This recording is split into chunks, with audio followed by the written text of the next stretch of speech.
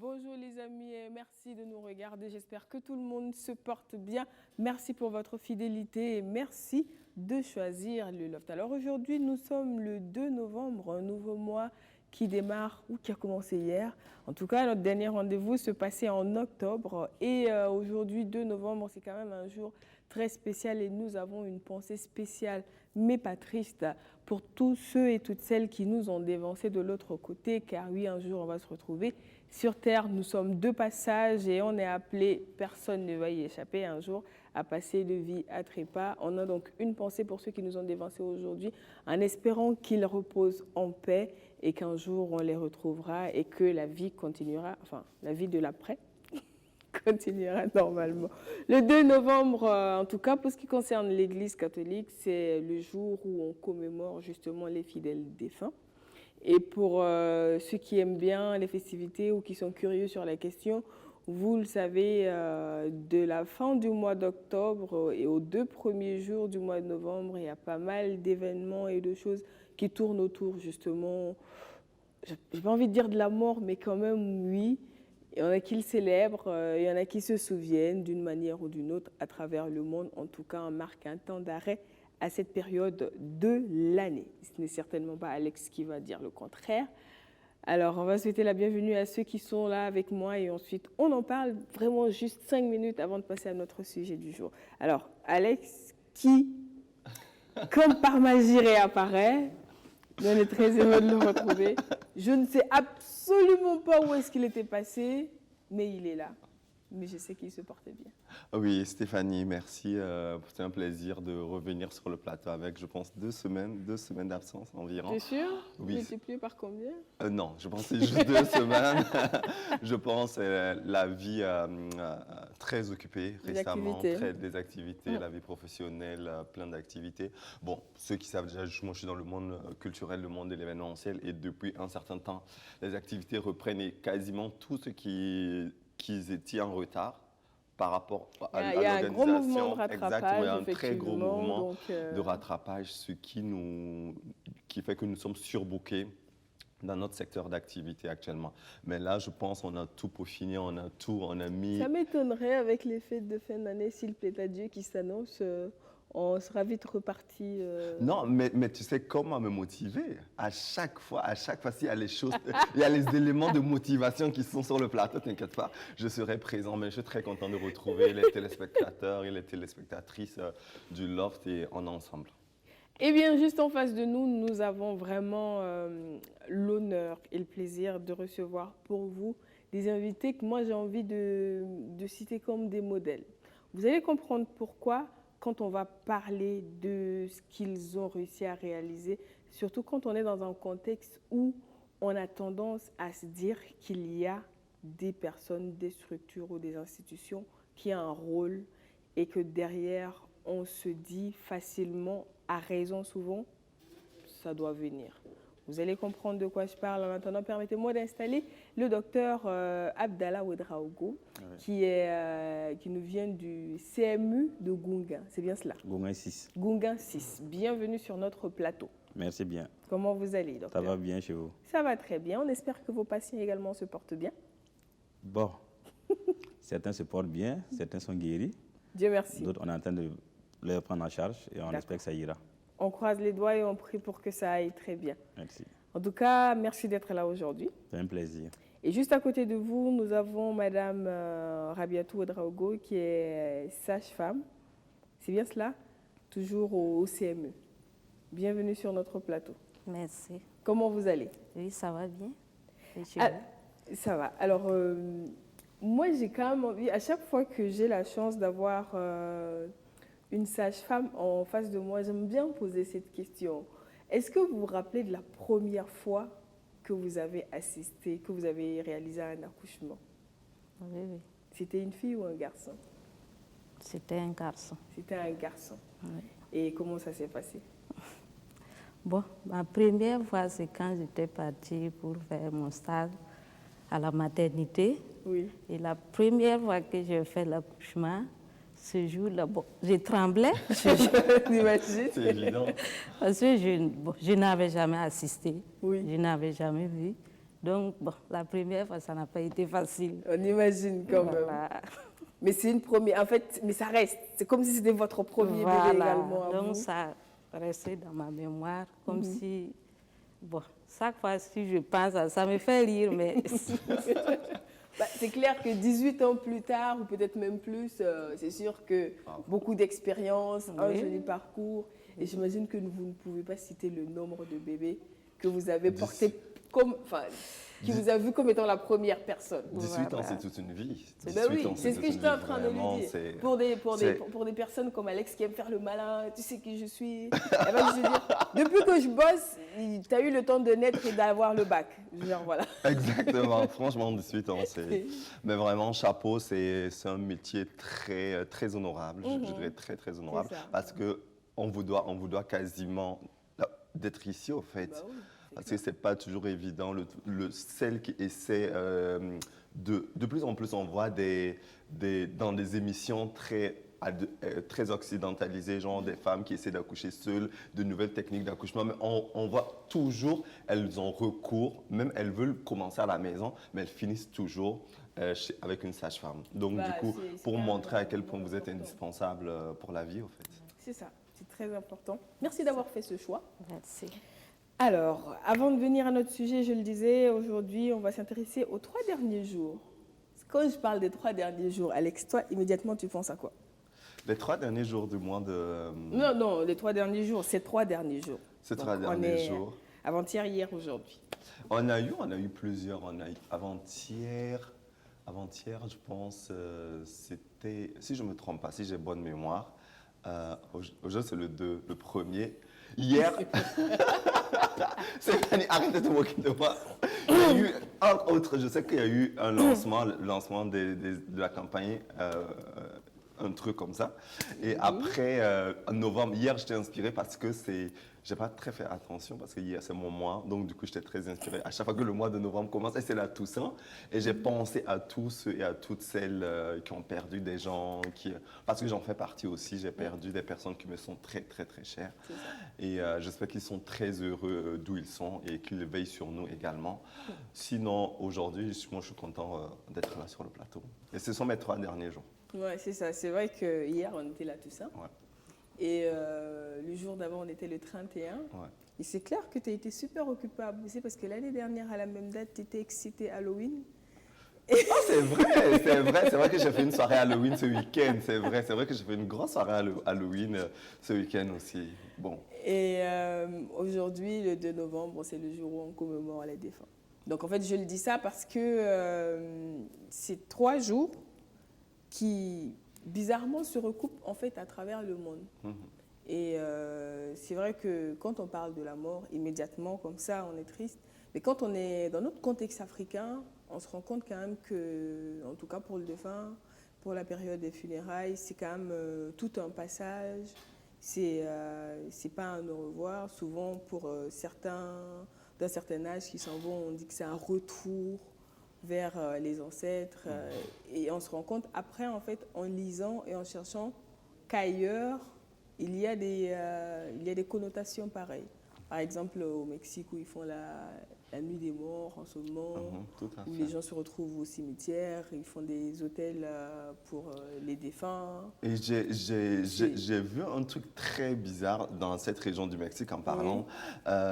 Durant cette fête des morts, il y a un petit peuple, ils déterrent le corps, ils déterrent les défunts, ils changent leurs vêtements et on les réenterre encore. Genre chaque année, c'était hallucinant, un documentaire, je pense, sur les réseaux sociaux, sur Internet, vous pouvez trouver un truc comme ça.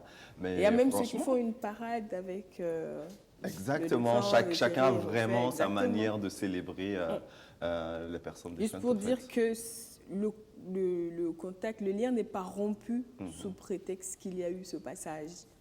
Donc voilà pourquoi j'ai juste dit on en parle aujourd'hui, parce que quand même c'est important. Et on a une pensée pour toutes ces personnes-là, parce que ils et elles ne sont plus là, mais on continue de penser à eux. Ils font toujours partie de nous. Souvent, ils conditionnent notre façon de vivre et c'est très important.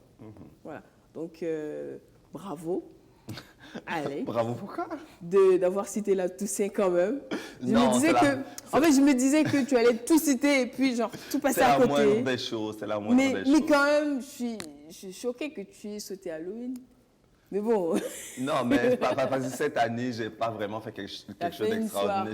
J'ai fait juste une fête, mais j'ai rien organisé, j'ai rien fait. Je suis juste allé avec des amis, one shot rapidement, et puis après on est rentré, quoi. C'est pas quelque chose qui était vraiment marqué cette année. Alors aujourd'hui, on a des invités, on l'a dit, on a un sujet. Alors, Alex, oui. Supposons que toi, tu te retrouves dans une situation. Genre là, tout de suite, on décide, Alex, tu vas aller travailler, je dis n'importe quoi, dans le village le plus reculé de Burkina, avec les moyens minimum de base. Ok. Qu'est-ce que tu dirais? Ok, c'est très difficile de répondre, c'est très difficile. Pourquoi? Parce que ça peut arriver. Non, ça peut arriver. Au cas où je suis vraiment contraint, au cas où ma présence est obligatoire pour sauver des vies, au cas où ma présence est vraiment obligatoire, je partirai sans hésiter. D'accord. Honnêtement, je partirai sans hésiter parce que c'est l'intérêt commun d'abord. L'intérêt commun passe au-dessus de la vie de Alex, en fait, de mes Donc, si tu as le choix. Mais si j'ai le choix, honnêtement, si on me dit, bon, on peut se passer de lui, je pense que je vais hésiter 2 fois avant de partir. Donc, du coup... Alors, donc, on a réussi à te convaincre. Tu te rends compte que ta présence est indispensable. Ouais. Tu arrives et tu te rends compte qu'il te manque le minimum pour travailler et qu'il faut que tu mettes la main à la poche. Qu'est-ce que tu fais? Mettre la main à la poche, c'est encore plus facile que s'adapter aux conditions de vie. Par exemple, quand tu pars, il n'y a pas d'électricité dans la zone, il n'y a pas d'eau potable, des trucs comme cela. Là, je pense que c'est le plus gros souci financièrement, tant qu'on peut aider vraiment. Mais justement, si tu dois mettre la main à la poche pour que l'électricité ou l'eau arrive. Si j'ai ces moyens, il n'y a aucun souci. Avec grand plaisir, je le ferai. Avec très grand plaisir, je le ferai. C'est super. Et il a passé où l'examen? Ou bien, est-ce que vous pouvez le noter, notre très cher Alex, docteur? Oui, il a minimum 15 silver. 15 silver. Oh, merci. Alors, on a dépeint ce tableau vite fait. Ce n'est pas la situation, on vous rassure. Mais quand même, comme je le dis, moi, j'ai envie de vous présenter ce matin comme des modèles parce que vous avez réussi quand même à faire quelque chose d'exceptionnel. Je n'ai pas envie de dire ça aux gens. J'ai envie que vous nous racontiez ce que vous avez réussi à réaliser dans votre centre de santé. Quand vous êtes arrivé il y a 2 ans, comment ça s'est passé? Je parle comme si on en avait parlé à l'antenne, donc il faut que je resitue les choses. Donc, vous êtes au CMU depuis 2 ans. D'accord. Donc, avant d'arriver là-bas, vous étiez où? Avant d'arriver là-bas, j'étais d'abord à Gorom d'abord. D'accord. Voilà. Vous avez servi? Oui, j'ai servi là-bas. Et avant là-bas, j'étais à Pôle 6 à Ouagaïssi. D'accord. Avant de partir à Gorom, avant de revenir maintenant au centre médical de Gounguin 6. D'accord. Et quand on décide de vous affecter à Gounguin 6, comment ça se passe? Comment vous recevez cette nouvelle et comment vous découvrez votre nouveau lieu de fonction? Disons que quand on dit centre médical de Gounguin, il y a 2 centres médicaux en fait. D'accord. Il y a le centre médical de Gounguin 7 oui. et le centre médical de Gounguin 6. Gounguin 6, d'accord. Maintenant, quand on m'a dit centre médical de Gounguin, moi je croyais que c'est le centre médical de Gounguin 7. D'accord. Qui est vers, je dirais, au bord vers l'échangeur de Gounguin. Oui. Donc, je me suis levé à aller là-bas. Ok. Voilà, parce que c'est un centre médical que nous tous on connaissait, qui est au bord de la voie, qui est bien fréquenté, tout. Et quand je suis arrivé, j'ai dit, voilà, c'est mon centre médical. On dit, non, c'est pas ici. C'est pas ici. J'ai dit, mais c'est où? Le centre médical de Gounguin 6. On dit, non, il faut aller, c'est à Gounguin Nord, on m'a expliqué. Ok. Je suis allé voir le centre médical, mais il dit, c'est pas possible. Je dis, je ne peux pas m'amener ici. Pourquoi? Ça avait l'air de quoi? Parce que voilà, c'est un centre médical qui ne répondait pas aux normes. D'abord, qui ne répondait même pas au type de centre médical, parce qu'il y a un certain minimum de services à avoir pour parler de centre médical. D'accord. Genre, à Gounguin, il y avait déjà un laboratoire, il y avait déjà des consultations de spécialistes, il y avait beaucoup de choses. Ouais. Et je croyais que c'est là-bas, en fait. Et là où on m'a amené, c'est là où il n'y avait presque rien. Quasiment rien. Là où vraiment les conditions n'étaient pas ça. Ça veut dire les bâtiments étaient quand même un peu vétustes, un peu délabrés. À certains endroits même, les toits étaient perforés et l'eau de la pluie s'écoulait. Il n'y avait vraiment pas les conditions. Et quand j'ai dit à ma soeur, il dit en fait c'est Goungé 6, en fait, elle dit oh là là. Quand je dis ça à quelqu'un qui connaît, la personne dit ah oh là là, on croyait que c'était de l'autre côté, mais bon, voilà. Donc ça fait que forcément il y avait une petite, je veux dire, déception. Un petit pincement au cœur. Un petit pincement au cœur. Oui. Quand on découvre que ce n'est pas là où je croyais qu'on t'a amené, mais là où, un autre endroit, que tu ne connaissais pas d'abord et qui ne remplissait pas certaines conditions quand même d'un centre médical normal. D'accord. Et Madame Ouedraogo, qui était déjà en poste là-bas depuis 8 ans, quand vous arrivez, parce que ça fait 10 ans que vous êtes là. Oui. Et du coup, vous, quand vous arrivez là-bas, comment vous découvrez ça en 2010? Bon, au début, quand je suis arrivée, moi, je n'ai pas trouvé d'inconvénient parce que par rapport à là où j'ai quitté, oui. Là-bas, ça valait mieux encore. Ok. Comme quoi? Bon, par exemple, il y a le personnel. Par exemple, au CSPS, quand j'étais seule là-bas. Ok. Et les conditions de travail, ça me dépassait. Wow. Okay. Parce que je travaillais nuit et jour sans repos. Oui. Bon, donc quand je suis arrivée, d'abord le personnel m'a impressionnée parce que je vois qu'au moins si je descends, je vais aller me reposer. Oui. Voilà. Au moins, il y a des moments de repos parce que je ne suis pas seule. C'était déjà un bon début. Ma question, avant de venir à Gounguin, Gounguin 6, à Gounguin 6, vous étiez où? J'étais au CSPS de Nyungu. C'est le centre S à Zabré. Zabré, c'est le département de... Okay. Voilà. Donc, voilà. Donc, au CSPS, il n'y a pas de repos. Wow. Ouais. Ah, parce que vous n'allez pas dire, je suis descendue et la femme qui va accoucher, bon, c'est l'heure de repos, faut attendre. Tu ne peux pas dire ça, donc tu es obligé, donc non-stop. Donc, quand on arrive et qu'on se rend compte que c'est mieux, on se dit super. Voilà. Et est-ce que moi, j'ai trouvé là-bas mieux que de l'autre côté, ça c'est sûr. Et en 8 ans, comment ça a évolué? Ça s'est amélioré? Comment ça s'est passé jusqu'à ce que le docteur arrive? Non, en 8 ans, rien ne s'est amélioré jusqu'à ce que le docteur arrive. D'accord. Et quand lui, il est arrivé maintenant, on s'est senti mieux par rapport aux années passées. D'accord. Voilà. Donc finalement, de oh là là en oh là là, docteur Ouedraogo dit qu'il faut faire quelque chose. Oui, parce que bon, il y avait deux choix en réalité. Ça veut dire, soit on fait notre temps, et puis en espérant se faire affecter ailleurs, peut-être même à Gounguin 7, là où on rêvait de partir, ou bien bon, on essaie de transformer ce qu'on a trouvé pour que ça devienne ce qu'on rêvait de trouver, que ça devienne comme peut-être Gounguin 7 ou peut-être même plus que ça. Donc on s'est dit que c'était la deuxième option qu'on va prendre. D'accord. Voilà, transformer le centre qu'on a trouvé d'abord pour le normaliser d'abord, pour qu'il ait les services qui manquent, notamment un laboratoire, une consultation de spécialistes et tout et tout. Et après ça, maintenant, pourquoi ne pas le moderniser? Ça veut dire mettre des choses même qu'on peut-être on n'imagine pas, pour que quand on arrive, on se sente comme dans une clinique privée en fait. D'accord. Mais qu'on sache que c'est un service public avec des prix sociaux. Donc c'est cette option qu'on a prise pour faire la transformation du centre maintenant. Maintenant, logiquement, bon, un peu comme tout le monde, on a essayé de faire un projet, on a fait des demandes de soutien, on a été voir des entreprises, on a été voir des artistes, on a dit, bon, on s'est dit que c'est simple quoi. C'est un centre de santé, oui, tout le monde a besoin voilà, des services de santé. C'est simple, dès qu'on me dit seulement ça va. Oui. Mais bon, on a été désagréablement surpris. On a déposé, bon, il y a des gens qui ont dit de revenir après ils ne prenaient plus nos appels. Quand on partait, on pouvait même plus avoir de rendez-vous. Ceux qui nous ont quand même reçus nous ont dit clairement qu'ils n'ont pas les moyens pour un tel projet. Voilà, ils ne se retrouvaient pas. D'autres artistes aussi, bon, on a essayé de convaincre, de nous aider. Mais bon, ça n'a pas été le cas. Donc on s'est dit maintenant, ce qui est sûr, on tient au projet. Il faut qu'il se réalise. On n'a pas eu l'aide extérieure qu'on cherchait, mais qu'est-ce qu'on peut trouver à l'intérieur? Parce que nous sommes quand même des gens de santé, c'est vrai, nous sommes des êtres humains. Il y a des gens qui fréquentent le centre, il y a des gens qui habitent aux alentours du centre.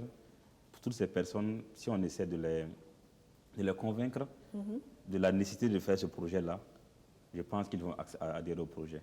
Donc on s'est dit maintenant, on va faire le projet comme ce qu'on avait prévu, mais seulement en comptant maintenant sur nos propres forces et non en attendant une aide extérieure.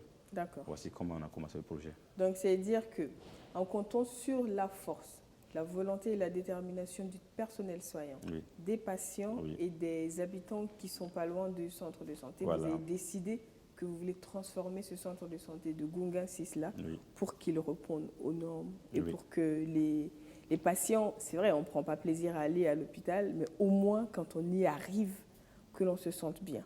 C'est ça même. D'accord. Donc, et ça, vous le commencez quand? Je suis arrivé en mars 2018 à Gongain 6. C'est en avril que j'ai commencé le projet. On a tourné déposer les demandes et tout, avec l'aide des stagiaires qui étaient avec nous, étudiants en 6e année de médecine qu'on a fait là-bas. Et après ça, maintenant, on a attendu un mois et demi, 2 mois, ça ne venait pas. Donc, on peut dire que c'est en juin qu'on a pris l'initiative maintenant de compter que sur nous-mêmes. D'accord. Mais seulement en faisant, on a fait une rencontre. On a convié la population, on a convié les riverains, on a convié les accompagnants de malades, les personnels. On a expliqué le projet, voici notre centre médical. Nous devons tout faire pour qu'il devienne comme ça. On n'a pas les moyens.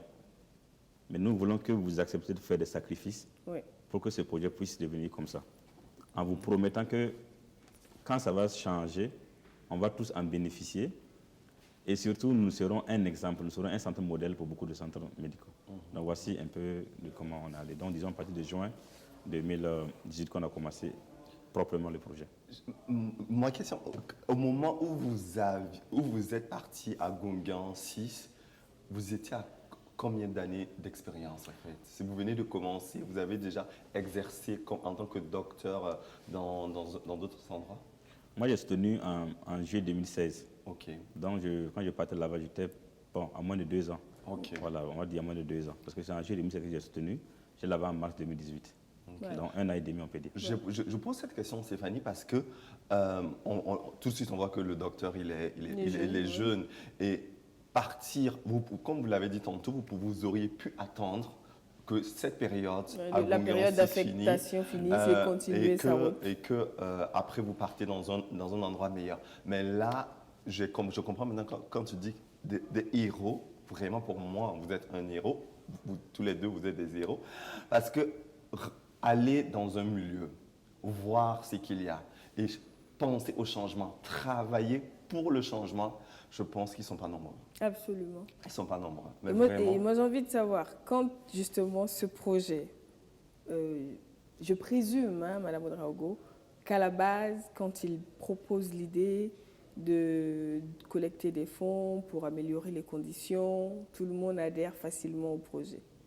Mais quand finalement, on se dit que l'aide extérieure tarde à venir, on va compter sur nous-mêmes, on va le faire avec nos moyens et notre force. Comment en interne on reçoit ça? Bon, le fait que le docteur même a pris la détermination de réaliser le projet là, en tout cas, ça nous a encouragés de l'accompagner. Et c'est ce qui nous a motivés aussi de le soutenir dans son projet. D'accord. Voilà. Donc, à la base, qu'est-ce que vous... Enfin, je vous pose la question au nom de tout le personnel de Gunga 6. Vous attendiez à faire quoi concrètement quand il dit on va compter sur nous-mêmes pour y arriver? Bon, c'est que, comme il a dit qu'on va compter sur nous-mêmes, bon, nous aussi on attendait à ce que nous, nos propres moyens, puissent rentrer. D'accord. Bon, et c'est lui aussi qui a proposé, et il nous a proposé des solutions. Si avec ça, on peut l'accompagner. Si avec ça, on a pu l'accompagner. D'accord. Et c'est quoi les actions que vous avez posées, docteur? C'est vrai qu'on en parle comme ça, mais il faut que les gens se rendent concrètement de ce qui a été fait. En réalité, nous avons essayé de voir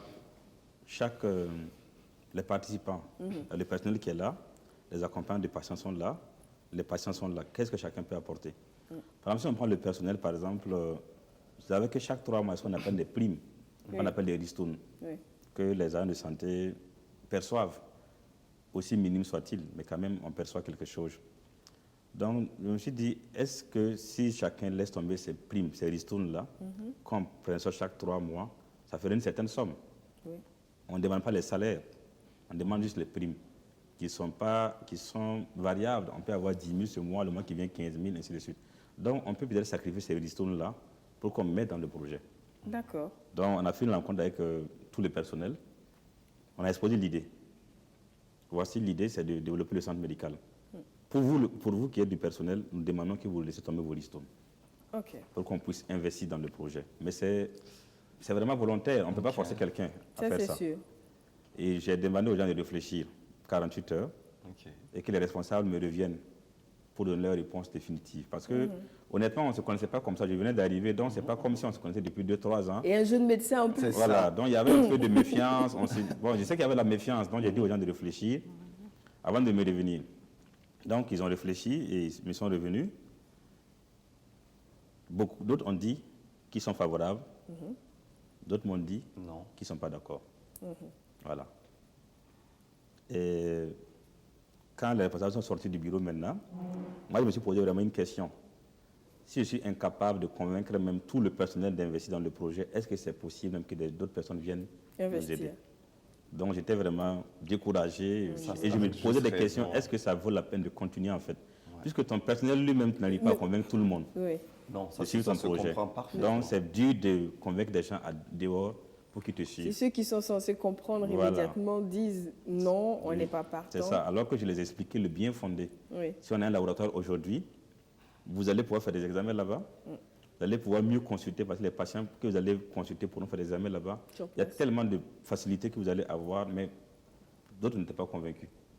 Et ce qui m'a beaucoup touché, qui m'a permis de poursuivre le projet, elle a fait un geste qui m'a beaucoup plu. Madame Ouedraogo? Madame Ouedraogo, parce que quand les responsables sont sortis du bureau et que j'étais découragé, je me demandais s'il ne fallait pas laisser tomber. Quelqu'un a tapé à ma porte, je lui ai dit de rentrer, elle est rentrée, on ne se connaissait pas.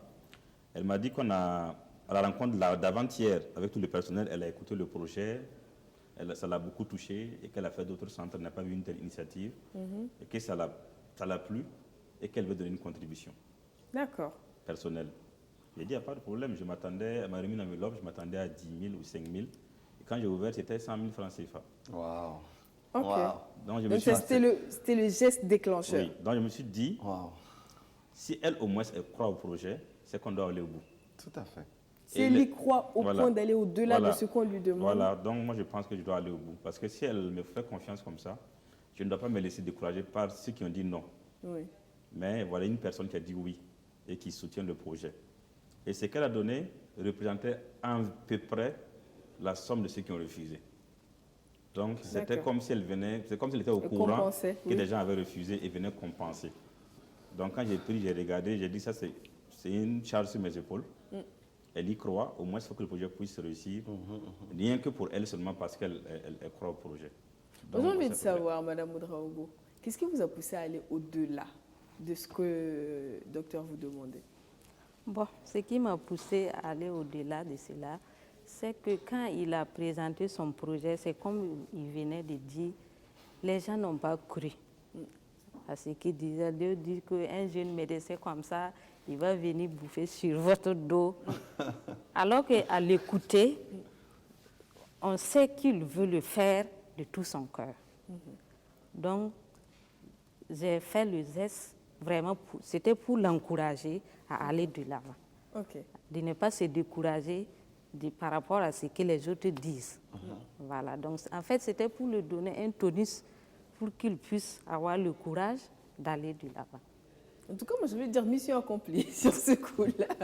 Parce qu'à partir de là, les choses ont commencé à se mettre en place. Oui. Donc, qu'est-ce que vous avez fait d'abord? D'abord, quand nous avons élaboré le projet, nous avons eu les petites sommes. D'abord, moi, j'ai commencé, je suis allé au barrage de Tanguin, payer des fleurs. D'accord. Parce que l'endroit était vraiment pas joli à voir. Et je me suis dit, si on met des fleurs, ça va au moins non seulement rendre l'endroit joli, ça va égayer, ça va donner de l'oxygène et tout et tout. Et je suis allé payer des fleurs. Quand je suis venu avec mon véhicule, je déchargeais les fleurs. Il y a une comme ça qui passait qui m'a dit, ah, docteur, qu'est-ce que c'est quoi ça? Il dit, ce sont des fleurs qu'on va planter. Ah, ici, nous, on n'a pas le droit d'arroser des fleurs. Hein. Ah, il y a des gens qui sont tellement négatifs. C'est la phrase que la personne m'a dit. Dans la vie. Il a dit à la personne, il dit, ces fleurs-là, même si moi je vais les arroser moi-même, je pense qu'elles vont pousser. Et on a planté les fleurs. Et on est sorti encore pour chercher encore des fonds.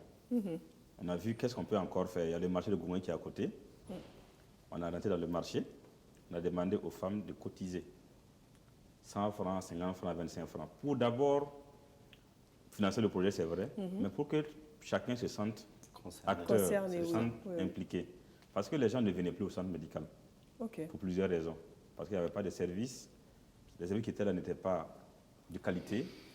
Les gens préféraient aller ailleurs. Donc, c'était comment faire pour que les gens financent le projet. Et fassent à nouveau confiance au centre. Et voilà, fassent de nouveau confiance. Qu'ils se disent que le centre, le projet qu'on va faire, j'ai mes 100 francs qui sont dedans, j'ai mis 1000 francs, j'ai mis 200 francs. Et comme ça, nous sommes sûrs qu'à la fin, les gens vont vraiment s'impliquer dans la gestion des acquis. Parce que quand les gens savent que c'est leurs 1000 francs qui a permis de payer la peinture pour le mettre, vous allez voir que les gens vont moins salir cette peinture-là. Mais s'ils pensent qu'on est venu faire pour eux, et qu'on peut refaire, qu'on peut refaire même si ça se gâte. Oui. Voilà, donc c'était un peu ça l'idée. Donc les femmes au marché ont cotisé, bien sûr, en donnant leurs choses, leurs ressentiments, disent voilà, il n'y a pas de toilette, on n'aime pas ça, il n'y a pas ça, il n'y a pas ça. Chacun disait ce qu'il ressentait, mais mettait quand même quelque chose. Et quand on gagnait, on vient encore, on fait encore quelque chose. Entre on a vu, il y a des délégués médicaux qui viennent dans les centres de santé, qui présentent leurs produits, leurs médicaments. Ils viennent, quand ils prennent leurs produits au personnel, après ils donnent à manger, ils donnent des boissons, des poulets et autres. Un jour, moi, j'ai causé avec un d'entre eux, j'ai dit, tu as misé combien pour la restauration? Il dit que c'est 125 000. J'ai dit, ok, il dit, ça tombe bien. Il dit, désormais, pour vos conférences, vous faites vos conférences normalement, mais vous n'apportez pas à manger. Les 125 000 là, vous convertissez ça en matériel de construction. Donc, au lieu de venir avec la restauration, venez avec une tonne de ciment, présentez vos produits, on va vous écouter comme ce que vous voulez qu'on vous écoute, mais seulement vous déposez quelque chose pour le centre. D'autres délégués ont adhéré. Mais ça, il fallait d'abord qu'on convainque le personnel. Mais bien sûr, c'est parce que en fait. c'est quand même au-delà des ristournes. C'est ça. Il y avait un festin après. Certains n'ont-ils pas dit, ah, mais finalement, ce docteur-là, après nous avoir demandé nos primes, maintenant il prend ça, finalement, il va tout prendre. Je suis sûr qu'il y a certains qui vous ont traité de docteur rebelle. Oui, il y a beaucoup, même quand les délégués venaient faire les conférences, ils ne venaient plus participer. Parce que ça ne sert à rien pour eux. Ça ne sert à rien pour eux. C'est évident. Mais d'autres qui ont compris venaient participer normalement, remplissaient les listes, puisqu'il faut avoir une liste de présence pour pouvoir justifier au niveau de leur laboratoire qu'ils sont venus faire une conférence. Ils remplissent, ils signent comme s'ils ont mangé. Mais non, derrière, on n'a plus du ciment, on n'a plus du sable, on n'a plus de la peinture. Et on continue le projet un peu. Maintenant, tu peux faire beaucoup de choses comme ça, où toi-même tu sens que tu t'es épuisé. Mais quand tu regardes le centre, tu vois que presque rien n'a changé. C'est ça. Alors tu te dis qu'il va falloir mettre encore beaucoup plus de force parce qu'on n'est pas fatigué. On n'y est pas encore. On n'y est pas encore parce que quand tu regardes, les fleurs ne m'ont même pas poussé. La peinture qu'on a mis, c'est juste une partie du bâtiment. Il y a encore beaucoup de bâtiments, il y a tellement de choses. Il faut de sortir encore, chercher encore d'autres solutions. Donc voici à peu près ce qu'on a fait. Et donc, on a parlé des toits qui fuyaient, on a parlé des centres d'hospitalisation. On a parlé de l'herbe qui s'était installée comme si c'était chez lui. C'est ça. Et vous avez réglé tout ça comment? Puisque le projet, il y a différents pans du projet. Et chaque activité, on l'a dédié à quelque chose. Par exemple pour les nids de poules qu'il y avait, on a vu un monsieur qui travaillait derrière une entreprise, on a demandé de la terre. Il nous a fait don de la terre, on a demandé à la population riveraine de venir nous aider à boucher les nids de poules. Donc ça, par exemple, on l'a réglé. Les herbes, on a fait une activité communautaire où les agents de santé et les riverains se sont mis à désherber la cour. Après, on a regardé dans le centre médical, on a beaucoup de matériel qui sont déposés, des lits qui sont usés, beaucoup de choses qui sont déposées. On s'est dit, comment on peut prendre ce matériel et le transformer pour avoir de la valeur ajoutée? Par exemple, les lits, vous voyez que les lits, on peut enlever les barres de fer et puis faire des potences. Là où on accroche les sérums, au lieu d'aller demander qu'on nous donne des potences, on s'est dit, ces lits-là, qui sont inutilisés, on peut les transformer pour peut-être faire des potences. Et c'est ce qu'on a fait. L'autre partie des lits peut être pris pour faire des chaises, C'est que ici, on a fait beaucoup de transformations qui a permis non seulement de rendre la cour propre, parce que le matériel dont je parle encombrait quand même l'espace. Il y avait beaucoup de reptiles et autres qui se faufilaient. Et deuxièmement, ça nous a permis d'avoir beaucoup de matériel en même temps. Donc, voici... D'une pierre deux coups, comme on le dit. Donc, voici à peu près les moyens qu'on passait pour faire ça. Maintenant, ce que nous, on faisait, ça veut dire quand on arrive à faire quelque chose, on prend une photo. Naturellement. Photo avant, photo après. Et ceux qui ne nous avaient pas dit non définitivement, ça veut dire les structures qu'on avait vues là, on parle de montrer, voici la photo des toilettes avant, voici les toilettes maintenant. Et c'est les ressources qui ont utilisé à faire ça pour motiver la personne à croire au projet et croire qu'on est en train d'avancer effectivement. Parce qu'effectivement, le tout, c'est ça, de venir avec un projet et ensuite de prouver qu'on a réussi à le réaliser. C'est ça même. Et avec le peu de moyens, il y a quelque chose qui est sorti de terre. C'est ça même. Et est-ce qu'à partir de là, le geste était plus facile ou il y avait toujours beaucoup de scepticisme en face? Beaucoup répondaient plus facilement. Oui. Mais beaucoup quand même sont restés sur leur position. Okay. Mais quand même, il y a des gens qui, après avoir vu, ont commencé à donner un peu, ont commencé à nous aider un peu à pouvoir continuer le projet. D'accord. Voilà. Madame Ouedraogo, c'est vrai que là, on se rend compte quand même qu'il y a une certaine mobilisation autour de la cause du centre de santé, mais ça reste quand même un centre de santé. Comment on gère et les patients, et les femmes qui viennent accoucher, et tout ce mouvement autour du centre? Bon, actuellement, en tout cas, si les patients arrivent, ils apprécient bien le centre. Ils disent que avant là, ce n'était pas comme ça. Maintenant, là, vraiment, on est bien équipé. Et puis, quand vous arrivez, tout est... Bon, je ne sais pas. En tout cas, ils apprécient bien. Il y a eu beaucoup de changements. Voilà, comme il y a eu beaucoup de changements, ils apprécient ça bien. OK. Voilà. Donc, les toilettes ont changé, la cour a changé. Même les tables d'accouchement, et même la terre a été changée. Il y a des carreaux maintenant quand tu rentres. Ah, c'est clair que... Voilà, donc ça vraiment... On se rend compte que les 100 francs, les 500, les 1000 francs que j'ai mis dedans au début en me disant ouais, mais quand on arrive au centre, c'est sale, les toilettes, on n'a pas envie. Et quand on revient, quand on se rend compte que les toilettes sont propres et que ça a été réaménagé, on se dit j'ai bien fait de mettre 100 francs. Mais au-delà de ça, au-delà de venir vous aider pour les travaux, parce qu'il y a eu de la mobilisation de main-d'œuvre quand même, si je comprends bien. Oui. Il y a eu de la mobilisation de ressources financières à travers la cotisation. Oui. Est-ce qu'il y a quelque chose qui est fait au-delà de ça avec les riverains et les accompagnateurs de patients ou les patients? Qui est fait, c'est-à-dire, à part le fait qu'ils se sont mobilisés pour les travaux communautaires, à part le fait que beaucoup ont donné leur argent, nous on avait exigé maintenant que, vous savez, dans les centres de santé, dans certains centres de santé, il y a des pratiques peu recommandables où souvent les patients sont amenés à payer des médicaments même dans les bureaux parce que des gens de santé veulent se faire de l'argent, des choses comme ça. Nous, on est arrivé à convaincre les gens que quand ils arrivent, il faut payer directement à la caisse parce que l'action que vous allez faire va contribuer à développer le centre médical. D'accord. Donc, on a mis devant les bureaux et dans tout le centre médical des conseils, des affiches où on conseille aux gens de payer leurs consultations et de payer leurs médicaments au dépôt. Ça veut dire quand tu payes la consultation, c'est vrai que tu te consultes, mais derrière, la somme que tu déposes va servir peut-être à financer le projet. Donc, non seulement les gens ont contribué, mais les gens acceptaient de suivre les règles comme il se doit. D'accord. Quand on vient en consultation, je dois payer ma consultation. Et quand tu payes, ça aide le centre. Si tu as une ordonnance, tu dois aller payer les médicaments au dépôt. Ça veut dire qu'il n'y a pas d'affaire de ne pas venir négocier pour consulter, ou bien ne pas payer pour consulter, ou bien vouloir payer des médicaments directement avec des agents de santé. Ce sont des mentalités qu'il faut laisser tomber pour que le centre puisse évoluer. Et on avait mis en place une activité de sport avec nos patients d'aérobic qu'on fait chaque jeudi soir à 16h avec les patients hypertendus, diabétiques et les riverains. Et chaque jeudi, c'est vrai, au début, les gens ne venaient pas, mais au fur et à mesure, de bouche à oreille, les gens entendaient. Les gens venaient pratiquer le sport au centre médical, des vieilles personnes et tout. Et ça a contribué à donner une belle image au centre. Et les gens commençaient à fréquenter. Venaient voir ce qui se passait. Et en fréquentant, forcément, ils payent des consultations, ils payent des médicaments. Et cela nous a permis de pouvoir élever, si on peut dire, notre chiffre d'affaires. Ce n'est pas une entreprise, mais je dis comme ça. Ça nous a permis de pouvoir avoir beaucoup plus d'argent pour investir encore dans Parce qu'en même temps, c'est vrai que ce que vous dites est important. Ce n'est pas une entreprise, mais il n'en demeure pas moins que ça serait dommage qu'il y ait un centre médical et que les riverains, pour une raison ou pour une autre, préfèrent faire des kilomètres pour aller se consulter. C'est ça même. Donc déjà, c'est une perte de temps pour le patient qui va aller plus loin. Il prend plus de temps pour être pris en charge, Oui. il se met un peu plus en danger en prenant la route alors qu'il y a un centre juste à côté.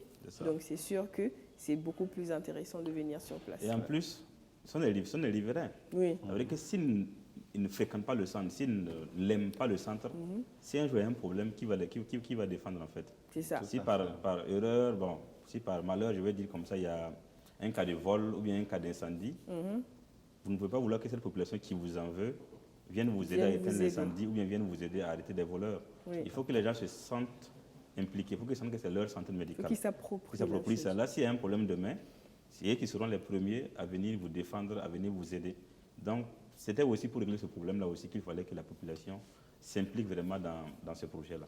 Et justement, vas-y. Oui, si je reviens un peu en arrière, c'est en 2018 que vous êtes parti au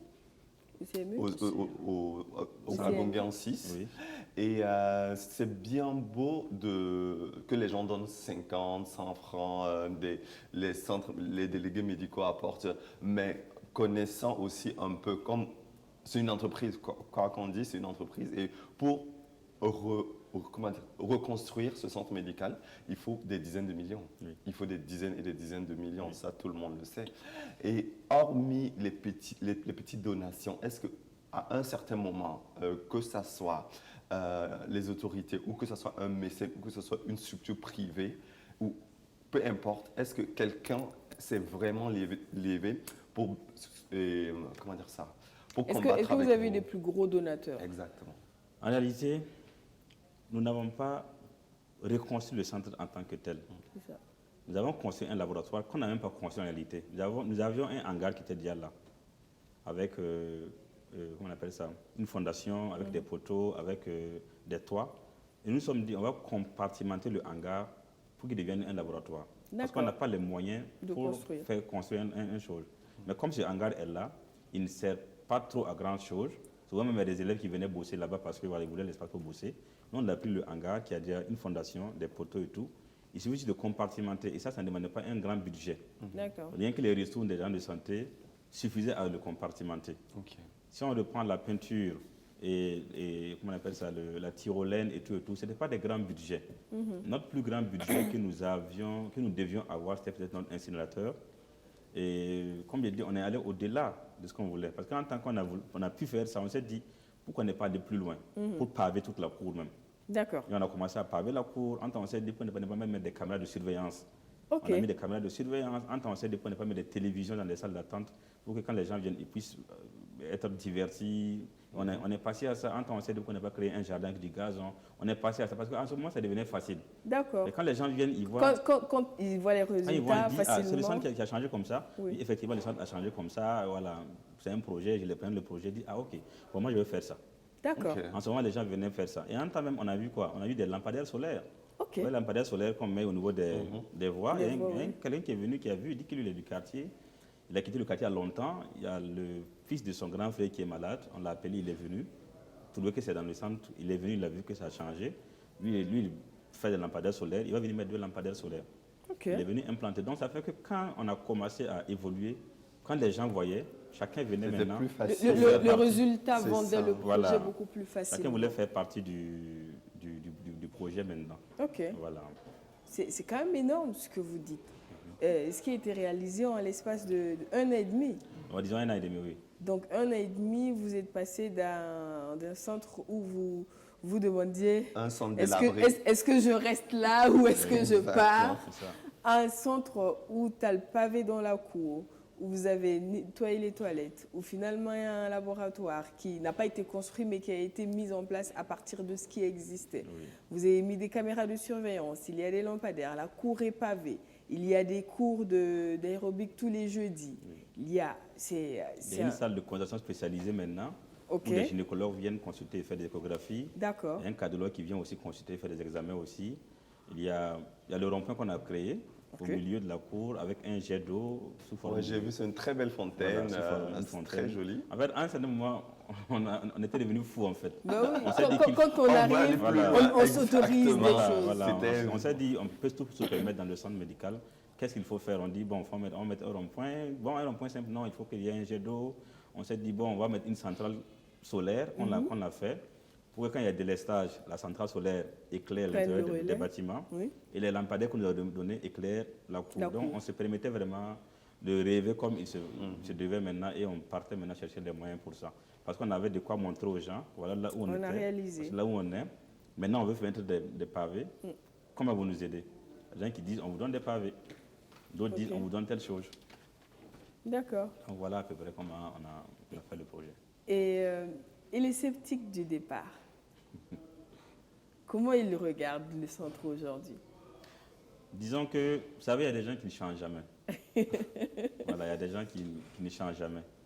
Malgré les résultats qu'on était en train d'engranger, il y a des gens qui, au fond d'eux, voulaient que ça ne réussisse pas forcément.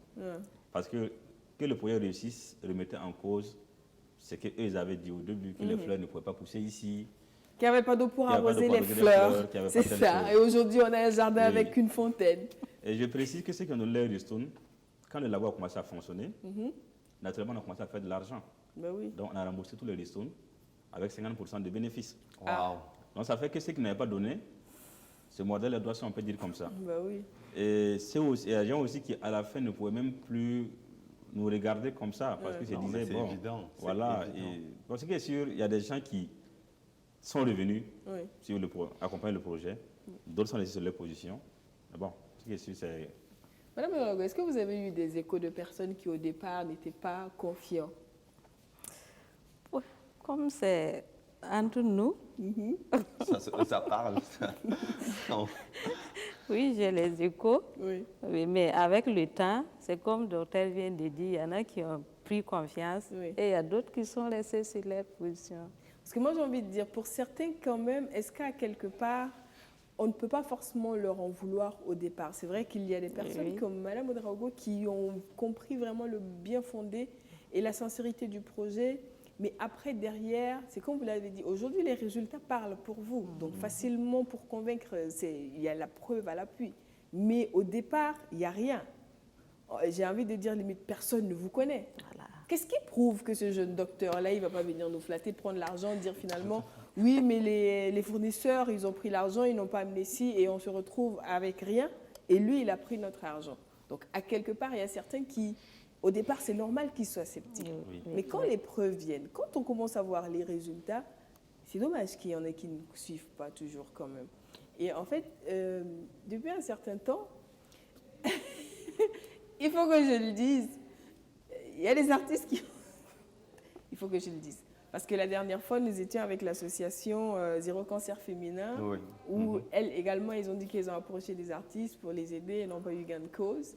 Docteur le dit également, ils ont approché des artistes, ils n'ont pas eu gain de cause. On ne sait absolument pas qu'est-ce que vous avez approché. Bon, on espère que tout le monde se laissera toucher par ce type de cause-là à l'avenir. Un centre de santé, ce n'est pas un établissement isolé. Ça répond quand même d'une hiérarchie et d'une certaine organisation.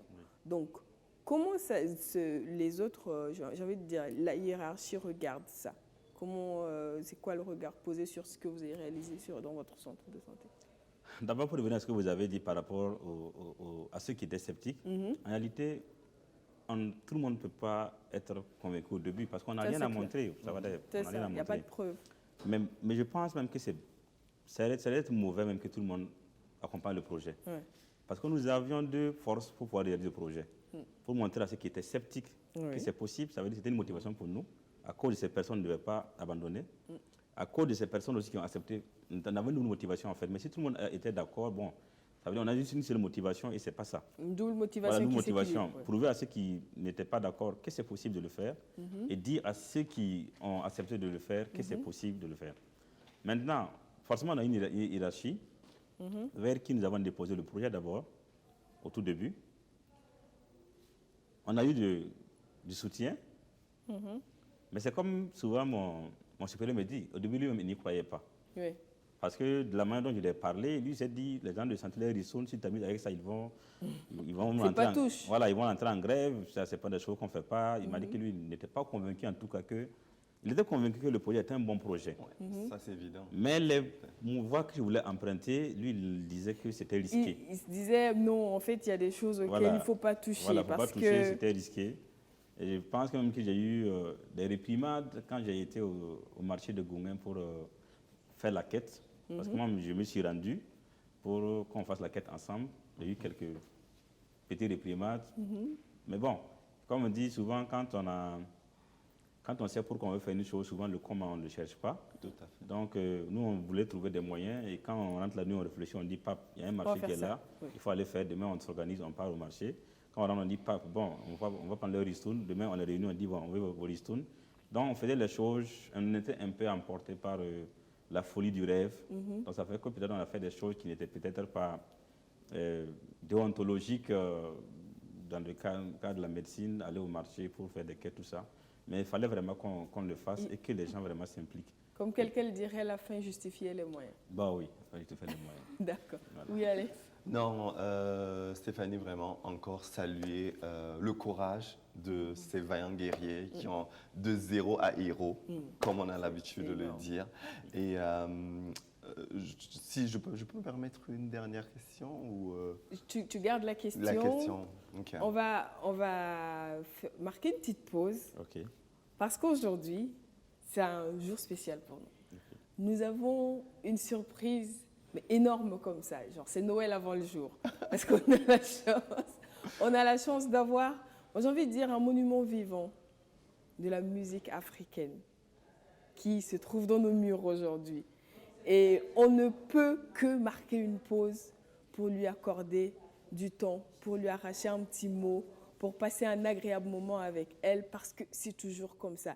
Elle inspire à travers le monde, les Africains, les Afro-descendants, les Européens, les Américains. Tout le monde, j'ai envie de dire, espère passer un moment avec elle. Et nous, on a la chance de l'avoir sur ce plateau. Aujourd'hui, naturellement, on la reçoit. J'ai le plaisir d'accueillir pour vous sur ce plateau l'immense, la monumentale Oumou Sangaré. Alex, tu te rends compte de qui est-ce qu'on reçoit aujourd'hui? Bienvenue sur notre plateau. Alors, vous allez vous asseoir juste en face, oui, à côté des docteurs. Bienvenue. Merci. C'est un plaisir de vous avoir. Le plaisir est bien partagé. Alors, je vais vous présenter les personnes qui sont à côté de vous. Ok.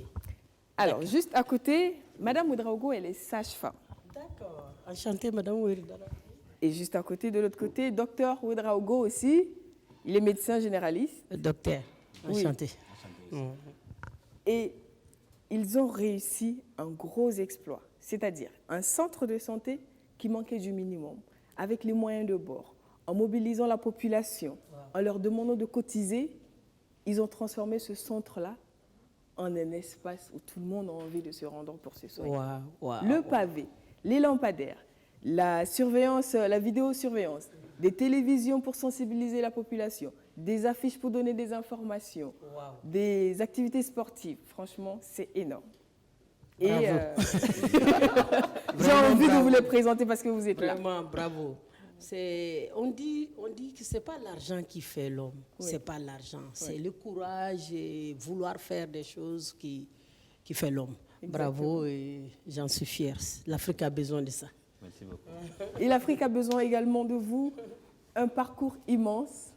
Et comment je regarde en fait des artistes d'un peu partout dans le monde qui vous citent comme exemple, comme source de motivation, comme source d'inspiration. Ça vient de partout, hein, des États-Unis, de l'Europe, de l'Afrique. Je me demande comment vous vivez cela. Je le vis bien et moi je pense que c'est l'Afrique qui doit être fière, c'est l'Afrique qui est le berceau, qui a toujours inspiré le monde entier. C'est ça. Et qui continue à inspirer ce monde, même à travers ses artistes. Exactement. Et en ce moment, il y a quand même un gros mouvement de fierté d'être africain. Il y a beaucoup de revendications de l'africanité. Il y a beaucoup de jeunes aujourd'hui qui se réclament être africains, qui portent les valeurs culturelles, qui ont envie qu'on se rende compte de la richesse culturelle de l'Afrique. Il y a quelques années en arrière, les jeunes ne voyaient pas forcément les choses comme ça. Tout à fait. Qu'est-ce qui explique ça selon vous? Moi, je pense que c'est le monde même qui change. Vu que le monde est connecté maintenant avec l'Internet, a joué un grand rôle là-dedans. Oui. Vu aussi que nos jeunes, il y a beaucoup d'intellectuels maintenant. Exactement. Ça aussi explique. Oui. Bon, moi je pense que ça va s'améliorer plus que tout ça, parce que l'Afrique, on a nos enfants, on a des gens comme docteur et Madame Ouedraogo qui sont là, qui ont la volonté de faire bouger des choses. Et moi, je pense, et nous les artistes aussi, on fait notre petit pas. Oui. Je pense que si tout le monde se réveille plus, l'Afrique, on va s'en sortir. On ne peut pas rester comme ça dans la mer des colonisateurs. C'est pas possible. C'est pas possible. Il faut bien que les enfants choses vont changent. à l'école tous les jours. On a plus d'intellectuels actuellement qu'avant. Exactement. Donc, et ça continue parce que tout le monde veut vraiment que faire changer les enfants aillent à l'école, connaître les droits. Et voilà. Moi, je pense que l'Internet aussi a beaucoup collaboré. Vous êtes également comme une ambassadrice de grandes causes. Parce que vous êtes une artiste engagée. J'essaye. Si, vous l'êtes. Au-delà d'inspirer, vous portez des combats. C'est quoi le combat le plus important que chaque femme devrait porter selon vous en Afrique? Déjà, toutes les femmes africaines mêlent un combat naturellement parce qu'elles sont braves, elles sont à la maison, elles tiennent la famille. Et moi, je pense que c'est ça que je voulais mettre la lumière là-dessus. Et Dieu merci, j'ai réussi à mettre un peu la lumière sur le bravoure de ces femmes africaines qui beaucoup d'entre eux n'ont même pas eu la chance d'aller à l'école, mais elles remplissent pleinement, dignement leur rôle. Donc, elles réalisent de grandes choses, là, ces beaucoup. Souvent, on ne se rend pas compte de la puissance de ce qu'elles font. Souvent dans l'ombre de leur petite région, mais elles réalisent de grandes choses. Incroyable. C'est pourquoi j'ai tout fait pour mettre la lumière sur l'Afrique et sur la femme. Et c'est important. C'est très important. C'est pas Alex qui dira le contraire. Non, tu sais que je suis un grand partisan de la cause féminine. Et honnêtement, j'en perds mes mots depuis quelques instants. Je perds mes mots parce que c'est un honneur d'être devant cette icône, ce monument vivant de la culture africaine. Ça, c'est trop. C'est la vérité. Pourtant, c'est vrai. On chante votre nom. J'ai adoré la reprise de Aya Nakamura, Oumou Sangare, qui était un chef-d'œuvre. Et on a le Wazulu, le grand festival. Tout le monde parle de vous. Tout le monde, de l'Est à l'Ouest, de Nord au Sud. Absolument, partout dans le monde. J'ai envie de dire, Oumou Sangare, c'est une marque. On peut se tutoyer. On peut se tutoyer? Super. C'est une marque. Tu es au-delà de nous. Wow, non. Quand je dis nous, je veux dire, aujourd'hui, tu es un symbole. Et moi, je pense que toutes les jeunes filles devraient connaître ton histoire et ton parcours. Parce qu'aujourd'hui, souvent, les filles ne se rendent pas compte que pour atteindre un niveau, il y a un chemin à parcourir. Il y a un long chemin. Exactement. Et c'est important qu'elles se rendent compte de ça. Qu'on n'a pas ce qu'on a en se levant un beau matin comme ça. Il y a beaucoup de choses à faire. C'est vrai. Ça, et il faut surtout arriver à s'engager pour ces choses-là. Parce que malheureusement, souvent, il y en a qui se disent « Oui, mais je ne suis qu'une femme ». On n'est pas qu'une femme, on est une femme. Voilà, on dit chez nous, ceux qui pensent comme ça, même s'ils étaient nés hommes, ils n'allaient pas devenir quelqu'un. Ça c'est un proverbe qui dit ça chez nous. Absolument, ça c'est vrai. Et vous êtes au Burkina pour... Pour un grand show à Bobo. Je vais te laisser le dire, je te tutoie. Voilà. Voilà. À Bobo, donc Bobo c'est un peu chez toi. Oui, bien sûr que oui. Bobo, tout Burkina est chez moi, mais Bobo particulièrement parce qu'ils comprennent tout ce que j'ai dit. Oui. Ils parlent le même langage que moi. C'est ça. Voilà, ça c'est la particularité. Et sinon, je me sens chez moi quand je suis au Burkina. Absolument. Et nous, on est toujours super contents de t'avoir. Et tu seras à Bobo sur scène quel Le jour? 5. Le je 5. joue à Bobo le 5. D'accord. Oui, Ok. Inch'Allah. Ah, c'est trop. On va y aller? On va y aller. Ça tombe bien, je suis à Bobo cette semaine. Ça tombe bien. Vraiment, je suis à Bobo cette semaine. Non, c'est pas possible. Tu me fais le coup en Je suis à douce. Bobo. Il fait Là, beaucoup de plans je racistes. viens. lui. Moi, je suis très content. J'assisterai au concert de la diva avec super, plaisir. super. Avec plaisir. D'accord. En tout cas, c'est super pour nous de t'avoir sur ce plateau. Et, Moi aussi. et en fait, moi, je trouve que ça tombe vraiment super bien que tu sois là avec Docteur et Madame. Tu avais une dernière question pour Docteur, on va la prendre et on revient dire au revoir au mot pour ne pas la retenir plus longtemps. D'accord. Docteur, ma question c'est, aujourd'hui vous avez fait un gros travail pour ce centre, mais vous êtes encore jeune, vous avez une très belle carrière devant vous. Si demain vous devriez quitter ce centre, quelles seront vos impressions? Et qu'est-ce que vous voudriez que ce centre devienne à l'avenir? Après vous. Le centre a encore beaucoup d'espace. Oui, Nous pensons qu'on peut encore faire beaucoup de choses. d'accord. Nous pouvons avoir un bloc opératoire si on met des moyens. Ok, Nous pouvons avoir une pédiatrie si on met des moyens. d'accord. Donc mon rêve, c'est que ce centre devienne encore beaucoup plus grand Ok. que ce qu'il l'est actuellement. Ok. Si demain on doit... Merci. Si Oui. demain on doit quitter, de toute façon, nous savons que nous avons été affectés là-bas. Oui, Nous étions ailleurs. oui, Nous pouvons aussi aller ailleurs encore et le C'est ça. quitter. C'est là un sentiment de... Peut-être un petit pincement au cœur parce que la population a fait quelque chose que je parle rarement. oui. Un jour, on m'a appelé qu'il veut nous donner une attestation. D'accord. Et La moi, j'ai- population. La population, Ok. les jeunes. On a cru que c'était juste une remise. Ils ont organisé un cross populaire dans Ok. le quartier. D'accord. Ils ont organisé un maracana. Ok. Ils ont organisé un match de pétanque. Wow. Ok. Ils avaient dit que ce sont des journées de reconnaissance au personnel pour le travail abattu. D'accord. Et ça fait que depuis, il y a une certaine symbiose, il y a une certaine Il y a un famille, lien. un lien Oui. qui s'est créé entre le personnel Oui. et la population. De telle manière que quand on dit aujourd'hui, on rentre plus avec les motos dans le centre, on garde dehors, les gens acceptent. D'accord. Quand on dit on ne fait plus ça, les gens acceptent. Parce qu'ils disent que bon, C'est pour le notre bien. c'est pour nous. Donc, devoir le quitter un jour, forcément, on va le quitter un jour Oui. pour aller ailleurs, soit pour se spécialiser ou bien soit pour faire autre chose. Mais de toute façon, on est préparé à ça et on pense qu'on peut aller encore ailleurs et encore faire d'autres choses encore. D'accord. Maintenant, moi, je ne vais pas rater l'occasion. Bien sûr. La diva étant là, Absolument. je vous demande juste 30 secondes Oui. parce que, bon, nous, on a commencé une petite carrière musicale Ah, de sensibilisation à d'accord. travers la musique. Oui. On prend des thèmes.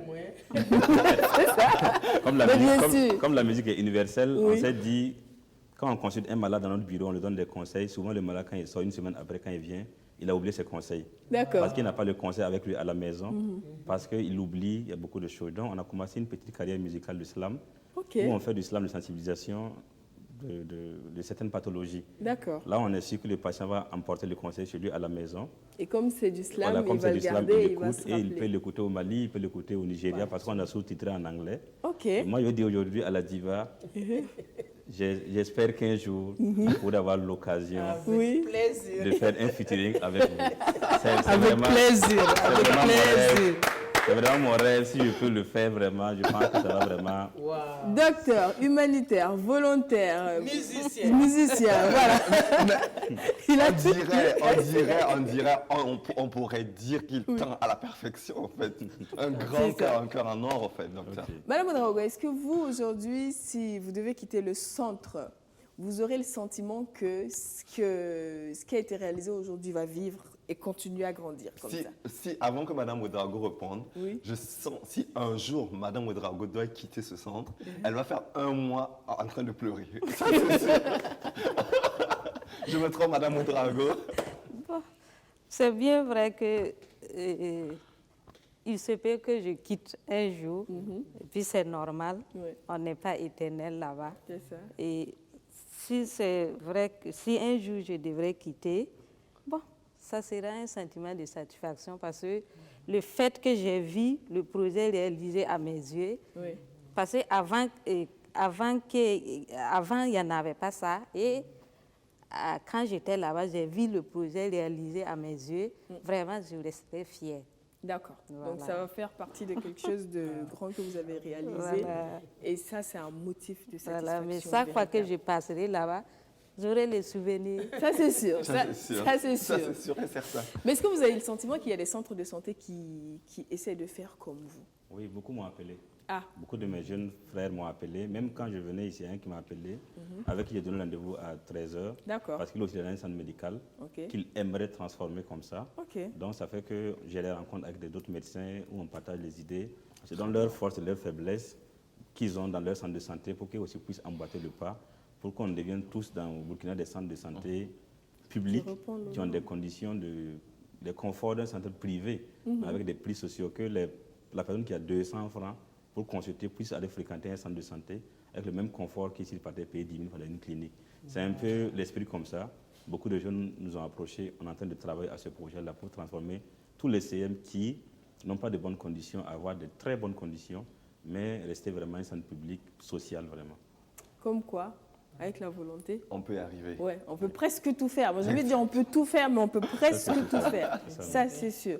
Et en tout cas, nous, on vous souhaite beaucoup de courage. Merci beaucoup. Bon vent. Merci. Exactement. En espérant qu'à partir de cet instant, il y aura Des plus de personnes qui vont mettre la main à la poche, C'est ça même. qui vont accompagner le projet, parce que, quoi qu'on dise, un centre de santé, c'est comme la prison, hein. On ne sait jamais à quel moment on peut se retrouver là. C'est ça même. Et on peut avoir les moyens d'aller dans une clinique privée. Si on est pris d'une urgence tout de suite, il se peut qu'on se retrouve dans le centre de santé le C'est ça plus même. proche. Et s'il n'y a pas le minimum pour vous soigner sur place, ça peut se terminer tragiquement, C'est ça même. alors qu'il aurait fallu, en amont, contribuer à faire changer les choses. Donc C'est on ça espère même. vraiment que beaucoup de gens auront entendu. Merci. Alors, à ce moment, c'est vrai que tu es là, mais c'est quoi ton actualité globale? Qu'est-ce Mon que activité ton globale? actualité L'actualité en de ce Moussa moment? Garé. Actualité globale. Oui.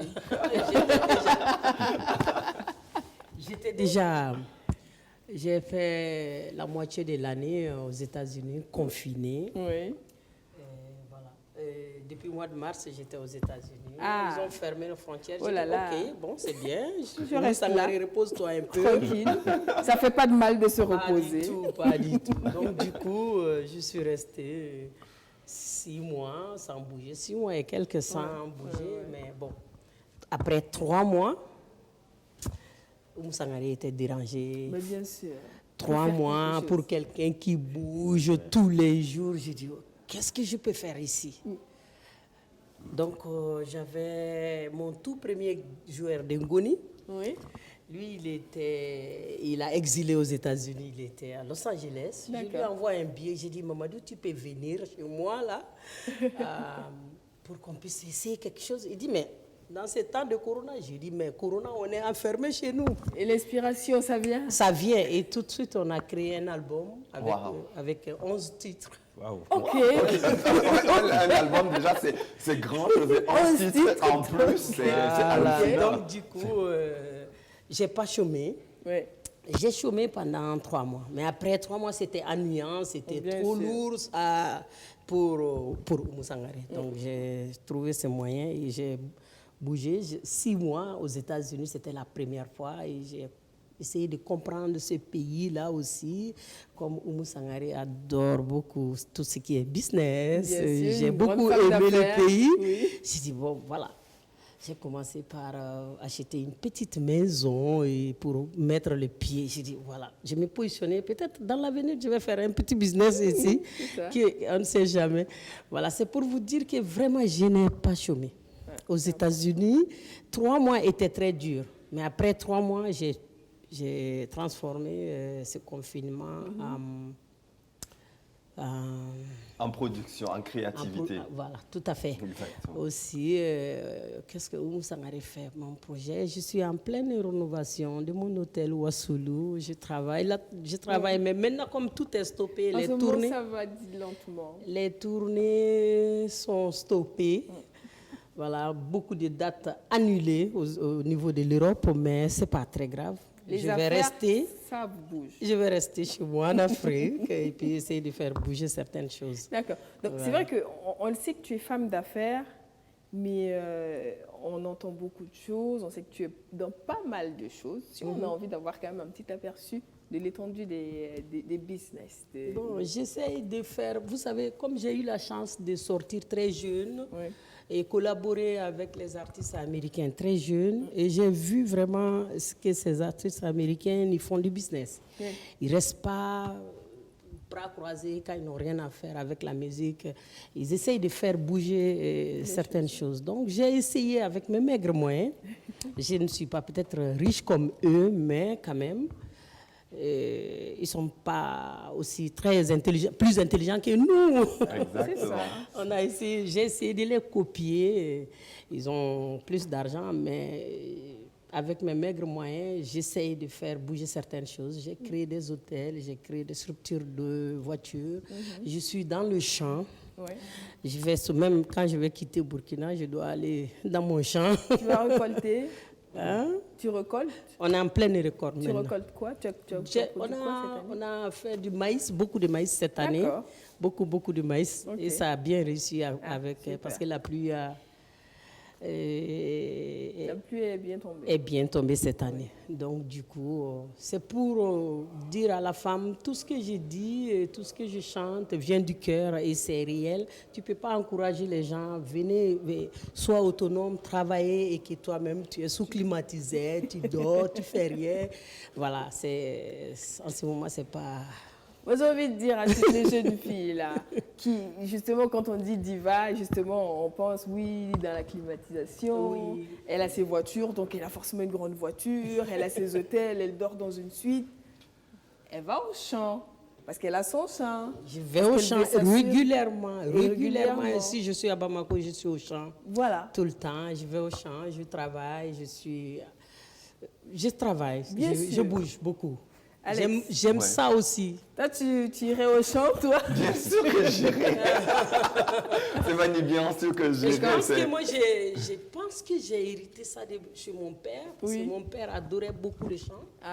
Et c'est lui, parce qu'il vivait en Côte d'Ivoire, je lui ai dit de déménager à Bamako. Il m'a dit à condition que si tu m'achètes un champ. Et quand je lui ai acheté le champ, c'est moi maintenant qui aime plus que lui. C'est une affaire de famille. Quand ça coule dans les veines, ça coule dans les veines. Il m'a transmis ça. Exactement. Donc voilà, aujourd'hui on reçoit quand même pas mal de leçons. Hein. Exactement. De très belles leçons de vie. De très belles leçons de vie. C'est vrai que souvent quand on atteint un certain niveau, on a du mal à faire certaines tâches parce que soi-même dans sa tête, on s'imagine qu'on est au-delà de ça, mais on reste quand même humain. Et on n'a jamais fini d'apprendre. Et il n'y a rien qui est jamais trop petit pour soi. Tout à fait. Donc, on peut toujours réaliser quelque chose. Même si on ne s'y connaît pas, on peut toujours apprendre. On peut toujours. Et je le disais juste, avant de venir en émission, on parlait d'une dame qui, à 57 ans, retourne à l'université pour faire un doctorat. Un doctorat, on le sait, on ne le fait pas en un an. Donc, ça demande le temps qu'il faut. Souvent, on se dit... Je suis trop vieille pour faire ci, je suis trop pauvre pour faire ci, je suis trop ci pour faire ça. Si on veut, on peut y arriver. Si on veut, on peut.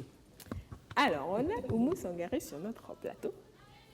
Tout le monde sait qu'on ne peut pas la laisser repartir. Bien sûr. Non, ça serait un crime. Ça serait un crime, honnêtement. Carrément. Mais on est deux là aujourd'hui. D'accord. Je suis pas seul. Peut-être qu'on va avoir un featuring là tout de suite. C'est vous les artistes, c'est vous qui décidez de comment vous allez nous faire ça. Exactement. Nous, on est des mélomanes, on aime la musique. Mais quelle chanson vous voulez qu'on chante ici? Tu veux? Moi c'est vraiment celle avec laquelle j'ai grandi. Qui m'a bercé. Le primaire, c'était ça. Et c'est ça que nous avons à l'écran tout de suite. Tu as envie de voyager. J'ai envie de revivre ces meilleurs moments. À midi, quand tu rentres à la maison, quand tu allumes la télé. C'est ça. C'était quasiment les écrans blancs noirs. On a Oumou Sangaré à la télévision.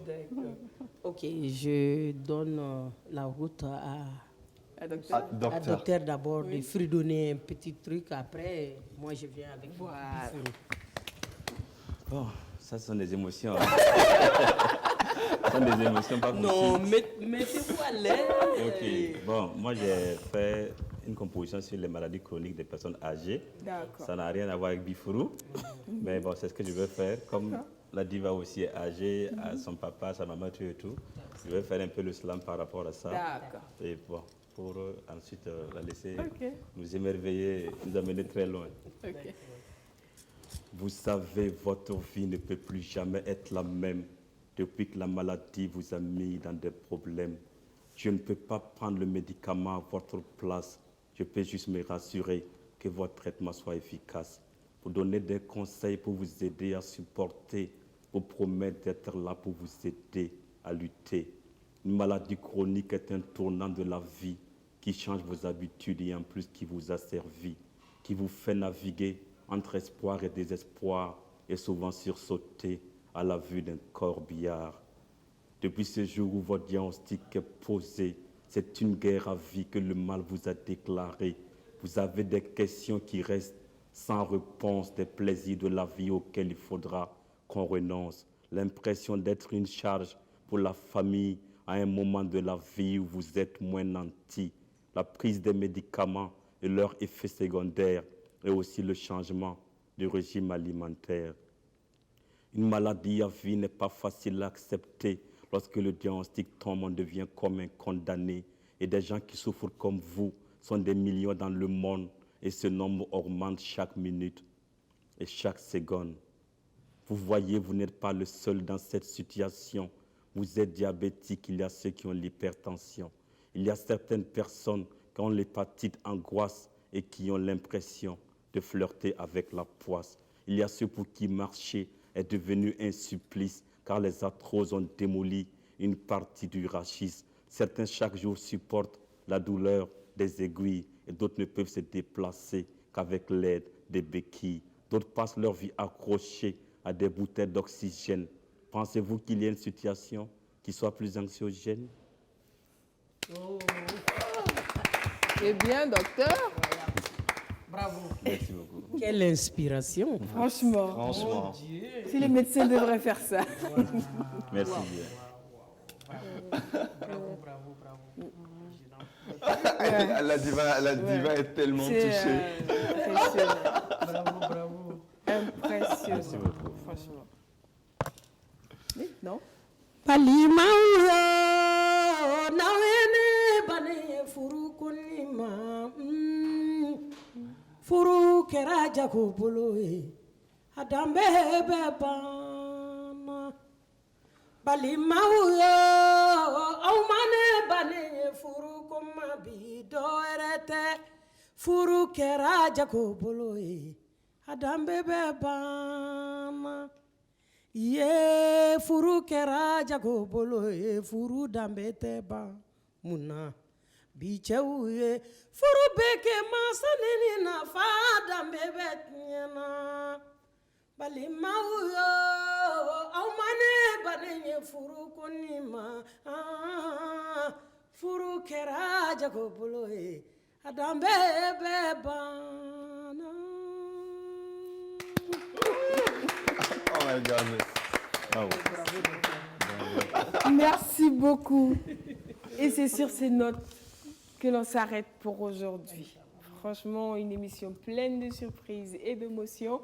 On vous dit un grand merci pour votre fidélité en espérant que vous avez passé d'aussi agréables moments que nous sur ce plateau-là. Docteur. Merci. Bon vent. Merci. Beaucoup de courage. Merci. Madame Ouedraogo. Bravo, docteur. Merci beaucoup pour le geste déclencheur. Oui, sans problème. Franchement, merci. Merci. Bravo, vraiment. Et à toi, Oumou, un grand merci. Merci. Que Dieu te donne une longue et belle vie et qu'il te donne la force de toujours nous inspirer. Merci beaucoup. Et Alex? Stéphanie, je ne te rends pas jaloux parce que je vois Oumou Sangaré à Bobo le 5. Donc ne sois pas jaloux. Encore merci docteur. Bon vent, Madame Ouedraogo, on est de tout cœur avec vous. Absolument. La diva, bon vent. Et on a hâte pour le prochain album. Inch'Allah. Qui est de Ouais, 11 c'est titres. bientôt, C'est c'est bientôt. Il sort tout de Inch'Allah. suite. On est impatients. D'accord. Et la prochaine fois que tu viens au Burkina, on espère que tu nous rendras visite sur notre plateau. Avec C'est plaisir. désormais chez toi. Donc Merci tu viens beaucoup. quand tu veux. Merci. Tranquille. Voilà. Et bien, chers téléspectateurs, on se dit à demain avec un autre sujet, d'autres invités. D'ici là, faites très attention à vous. On espère que vous avez enregistré les conseils du docteur. Merci beaucoup et passez une très belle suite de journée. Au revoir.